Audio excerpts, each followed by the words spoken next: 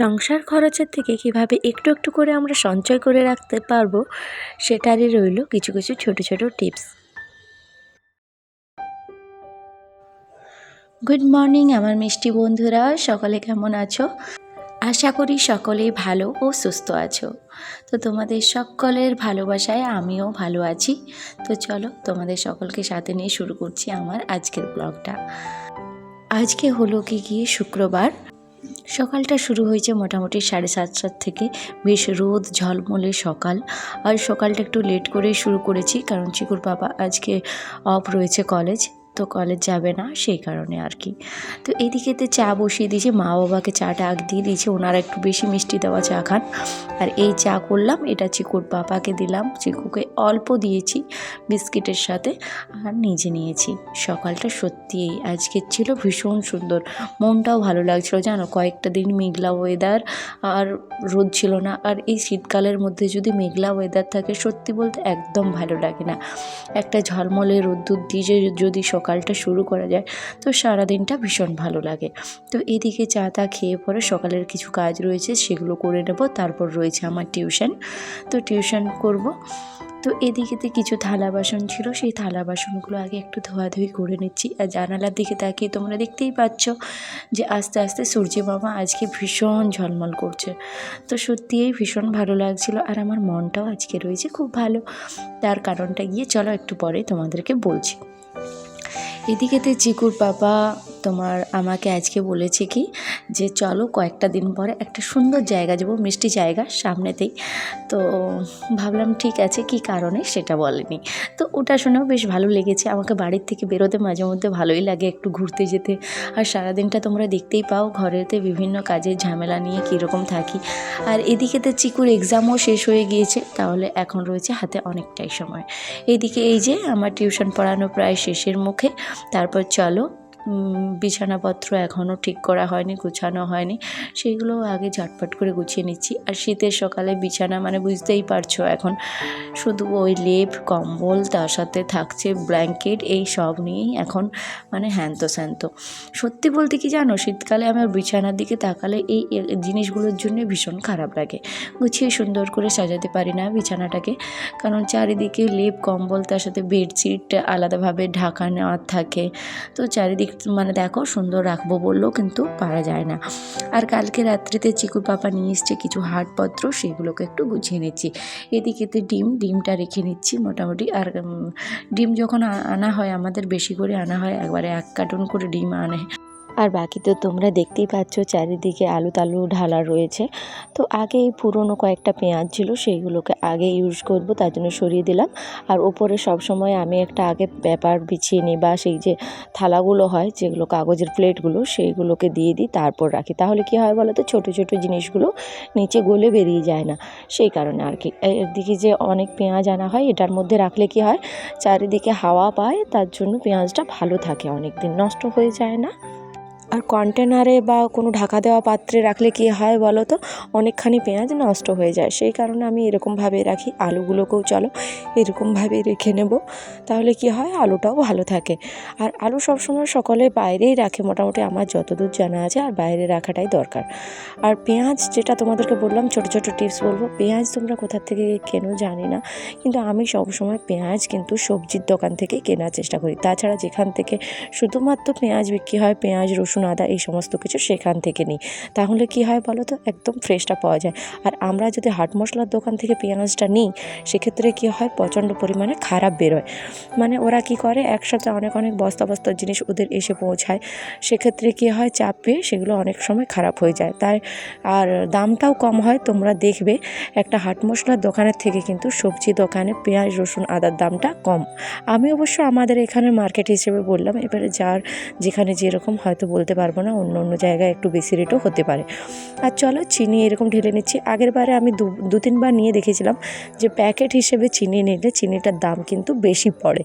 তো সেই জন্য আমি এরকমভাবে লুজ চিনি নিই। লুজ চিনির মধ্যে মিডিয়াম সাইজটা, খুব বেশি মোটাও না, দানাটা বড়ও না, আর খুব বেশি কিন্তু ওই ধুলোর মতোও না, সেরকমটা নিলে কি হয় বলো তো, ওই দামটা অনেকখানি কম হয়, মোটামুটি 13 টাকার মতো পার কিলোতে। আর এই দেখো ফরচুনের সানফ্লাওয়ার সানফ্লাওয়ার ফরচুন যেটা রয়েছে, মানে যেটা আমরা সাদা তেল বলি এখানে, এটা কিন্তু আমি সাধারণত প্যাকেটেই নিই। আমি দেখেছি বোতলে আমি 2-3 বার আনিয়েছিলাম বোতলগুলো, কিন্তু বোতল হিসেবে কিন্তু 10 টাকা করে বেশি নিচ্ছিলো। আবার বড় বোতলের ক্ষেত্রে কিন্তু 17 টাকা বেশি দাম ছিল। সেক্ষেত্রে কী করেছি আমি, যে সবসময় এখন আমি লুজ এরকম প্যাকেট লিখে দিই 1 লিটারেরগুলো। সেক্ষেত্রে কী হয় বলো তো, এটার থেকেও অনেকটা টাকা সাশ্রয় হয়। আর মাসে তো এগুলো লাগবেই, তাই না? তেল বা আদার্স যে সমস্ত চিনি বলো, এই সমস্ত কিছু যদি কম কম করে কিছু টাকা বেঁচে যায়, তো সেরকমভাবেই চালানোটা দরকার। আর এই যে দেখো আদা তোমরা এক কাজ করবে, কোনো দিন ধুয়ে রাখবে না। ধুয়ে রাখলে কী হয়, আদা কিন্তু পচে যায়, পচে গিয়ে পরে নষ্ট হয়ে যায়, মানে গন্ধ করে, যে কারণে ক্ষতি হয় অনেকটা। তো আদা সবসময় আমি কী করি, খুব মোটা ইয়েতেও রাখি না, এরকম পাতলা যে সমস্ত কেকের বা যে চিকুর আমাদের আসে কেকগুলো, সেগুলো আমি ফেলে না দিই, এরকম ছোট্ট কন্টেনারে করে ফ্রিজে কিন্তু স্টোর করে রাখি। সেক্ষেত্রে কী হয়, আদাটা ভালো থাকে। আর অনেকে বলে, ঠিক আছে, মশলাপাতি আমি দেখেছি, এটা আমি আমার হিসেব থেকে বলছি, ডাক্তারও বলেছিল, আমি তারপর থেকে এটা আর করি না। আগে করতাম, যে পেস্ট করে রাখতাম, পেস্ট করে কিন্তু ফ্রিজে রাখবে না। সেক্ষেত্রে কী হয়, ফুড পয়জন হয়, এটা কিন্তু খাওয়া স্বাস্থ্যের পক্ষে ভীষণ ক্ষতিকর। অতএব সবসময় একটু সময় বের করে হলেও মশলা কিন্তু ফ্রেশ মশলা তৈরি করে পরেই তোমরা সবজিতে ইউজ করবে। সেক্ষেত্রে কী হবে, নিজেদের শরীর স্বাস্থ্য ভালো থাকবে, ঠিক আছে, ফুড পয়জনের ভয় থাকবে না। মশলা কিন্তু করে রাখা ভীষণ খারাপ। আর এদিকে দেখো, আজকে হচ্ছে এই শীতের প্রথম হাঁস মাংস, এবছরে প্রথম হচ্ছে। আর আমাদের গ্রামাঞ্চলে হাঁস মাংসটা কিন্তু খুব পপুলার। শীতেতে সবার বাড়িতে মোটামুটি 2-3 দিন করে হলেও হয়। আর আমাদের এই শীতে এই প্রথম চিকুর পাপা একটু বেশি করে নিয়ে এসছে, মোটামুটি 2 কিলোর মতো। তো আজকে করব হাঁস মাংস।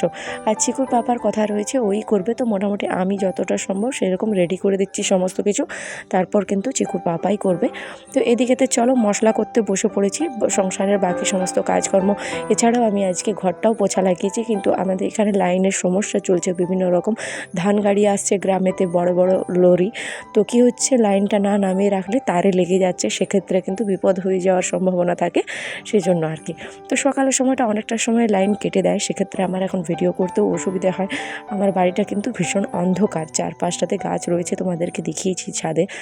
আর তার সাথে বাড়িটা ডার্ক কালার হওয়ার জন্য ভীষণ অন্ধকার দেখায়। তো এদিকে মশলাটা রেডি করে নিচ্ছি। হ্যাঁ বন্ধুরা, তোমরা দেখতেই পেলে সকাল থেকে কিছু কিছু কাজকর্ম ছিল, করলাম। আর মাংস এনেছে চিকু পাপা, হাঁস মাংস, ওটাও ম্যারিনেট করে নিয়েছি। তো চলো আগে মাংসটা রান্না করে নিই। আর আলু চোখা আর মাংস, হাঁস মাংস এবছর শীতে এই প্রথম হচ্ছে। তো চলো ঝটপট করে রান্নাটা বসিয়ে দিই। আর এদিকে দেখো রান্না বসিয়েই দিয়েছি, চিকুর বাবার এখনও কোনো আতা পাতা নেই, তো ভাবলাম বসিয়ে দিয়ে এলে পরে ছেড়ে দেবো। আর সমস্ত এখনও পর্যন্ত জামা কাপড় প্রচুর পড়ে রয়েছে, আজকে কাচা ধোয়া রয়েছে, সেগুলোও করতে হবে। তো চলো মাংসটা তার জন্য বসিয়ে নিচ্ছি। পেঁয়াজটা আগে ভেজে নেবো, কারণ খানিকটা পেঁয়াজ ভাজা তুলে রাখবো, যে আলু চোখাটা করব, আলুটা মাখবো ওটার সাথে দেওয়ার জন্য, তাহলে কি হয়, টেস্টটা অনেকখানি বাড়ে। আর এই দেখো বন্ধুরা, অনেকটা সময় পেরিয়ে চলে এসেছি। আর এটা কিন্তু ওই চিকুর পাপাই সমস্ত কিছু করেছে, আমি ছেড়ে দিয়ে চলে গিয়েছিলাম। স্নান টান হয়ে গিয়েছে, পুজোটাও করে নিলাম। আর এদিকে চিকুর পাপাকে আমি ছেড়ে দিয়েছিলাম মাংসটা করতে করতে, তো ওটাও হয়ে গিয়েছে। তো চলো এখন খাওয়া দাওয়া করবো। আর খাওয়া দাওয়া হবে ছাদে, কারণ চিকুর পাপা বলে ছাদেতে খেতে বেশি ভালো লাগে। তো চলো ছাদেতে গিয়ে খাওয়া দাওয়াটা করি।